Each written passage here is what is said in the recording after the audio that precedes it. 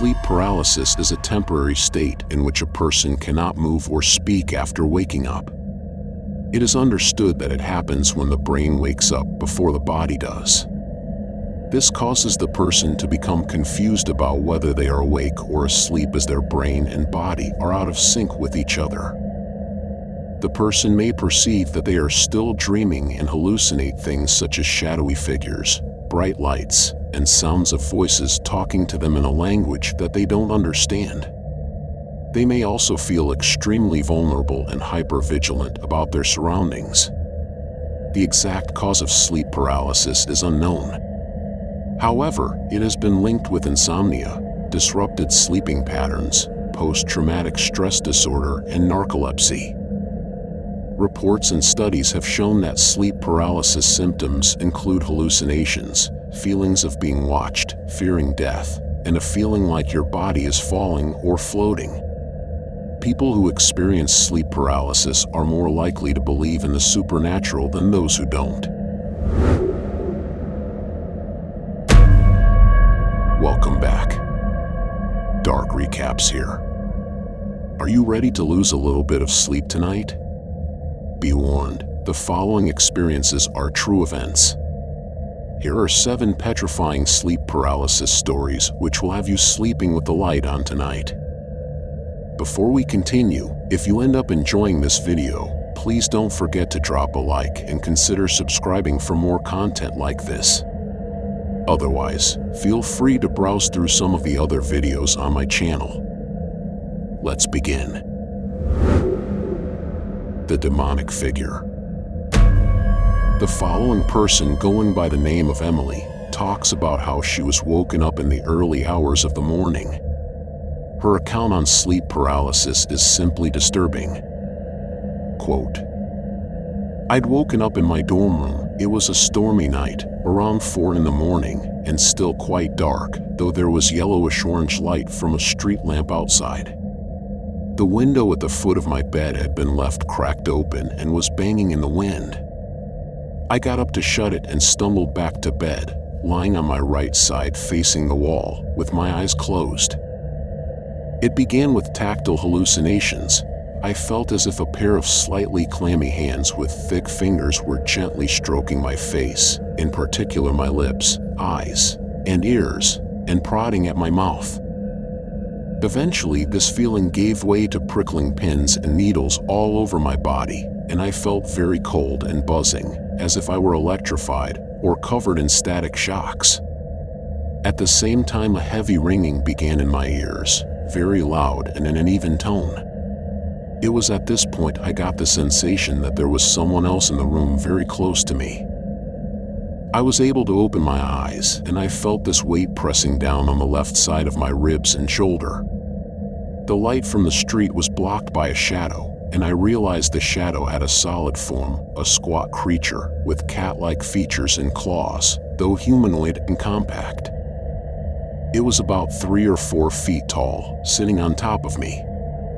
It had pointed ears and pale yellow eyes, with no pupils. I couldn't distinguish its face beyond the outline and its glowing eyes. I knew it was a demonic force of some sort, and I tried to scream. I felt the air leaving my throat, but only heard a faint whimper. I don't know how long this lasted, but eventually the apparition was gone and I was able to move. I got up and turned on my bedside light and sat up until dawn." End quote. The auditory hallucinations. This person explains how helpless and vulnerable she feels during her sleep paralysis episode. Her name is Amy. Quote, "I get sleep paralysis 4 to 5 times a year. It happens mostly when I fall asleep during the day. I have vague, non-specific dreams, usually involving threat or danger. It's accompanied by a feeling of extreme dread, which then escalates into outright terror. I tend to have auditory hallucinations. The voice will be clear and I'll hear it as if someone is standing right next to me. I know I'm asleep, but the voice is real. Sometimes I also see a figure standing nearby. I try to scream but can't make a sound. I'll try to run, but can't move. Somewhere in my mind I'm aware I'm asleep, but I cannot wake up or move. I'm pinned down. The only way to come round is to let the terror overwhelm me, and then I slowly come to terms. I don't wake up violently, thrashing, screaming, or sweating. I'm calm, but it takes me a couple of hours to feel normal again. It isn't the same as a nightmare. The feelings with sleep paralysis are profoundly intense, but based on a non-specific threat. There's no monster, no axe murderer, no terrible accident. Just you, alone with your fear and unable to escape it. End quote. Just a blank face. In her multiple terrifying episodes, Victoria talks about how she doesn't see any bodies during her sleep paralysis. Quote, I've had 2 experiences of sleep paralysis. The first time there were just different faces coming towards me. No bodies, just faces. Terrifying. The second time I had been having a vivid nightmare. It was about me being burgled, and when I went into sleep paralysis, I saw a man crouching beside my bed, wearing a red checkered shirt who was brandishing a knife. I have never concentrated so hard on blinking. The experiences felt like they lasted forever, but must have only been about a minute at most. End quote. The Disturbing Hallucinations. This person talks about how her episodes of sleep paralysis are getting worse. Her hallucinations are getting longer and longer. She talks about how she does not wish this to happen to anyone. Quote, I have terrible hallucinations.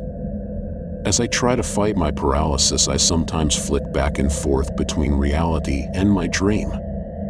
I can see my room and have my eyes open, but the creature from my nightmare is also in my room. It's genuinely petrifying and has made me feel like I'm actually being possessed, which in turn makes me feel I'm going crazy. It used to last only a few seconds, but recently it's getting longer and longer. That's terrifying when you're conscious of it. You feel trapped inside yourself for a significantly long period of time. Maybe 10 minutes may not seem long, but trust me, it is. It's horrible. I wouldn't wish it on anyone. I wish there was a real cure so I never had to go through it again. The best I can do is try to avoid technology before bed and make sure my bedtime is a set time every night to give me routine. End quote. Hearing chilling voices. Hearing anything out of the ordinary during the night can be extremely scary. Now imagine getting woken up by a strange voice. This person talks about how in her sleep paralysis episodes, she gets the feeling that there is someone in the room with her. She also hears voices. That's just extremely chilling. Quote, I've experienced sleep paralysis throughout my life. I usually hear voices, sometimes incomprehensible, but always creepy and threatening. It's always been a woman's voice. As a child, I was convinced a witch lived in my room as a result. I get the feeling someone is in the room, but I can't see them and I can't move. I once had the sensation of someone getting into bed beside me and pushing against me, which was terrifying. I often get a strange tingling feeling throughout my body and a ringing in my ears, which feels awful. I always put these episodes down to nightmares until a couple of years ago I read about sleep paralysis and realized that's what was happening. End quote. The attacking demon. Lola explains one of her worst episodes of sleep paralysis. She continues to explain how she felt like there was a demon inside the room with her who was about to attack her. Quote, my worst experience with sleep paralysis was after I'd been up all night doing an essay. When I finished, I immediately dozed off. The next thing I knew, I thought I had completely woken up, except there was a shadow demon looming over the end of my bed. It didn't have a face, but I could feel it staring at me, and it felt like pure evil. I tried with my whole body to scream, but nothing came out, which only made me panic more. I felt like the demon was about to attack me, then his head twitched to the side and he pounced on my chest, sort of thrashing at me. I felt like it was suffocating me. I tried to close my eyes again and put all my energy into trying to wake up and move my body, the whole time with the demon hallucination still attacking me. When I was finally fully awake, I lay in bed for about half an hour shaking and next to tears. It was probably the scariest thing I've ever experienced. I thought it was just a really vivid nightmare until a few months later when I first read about sleep paralysis online." End quote. The deafening buzzing.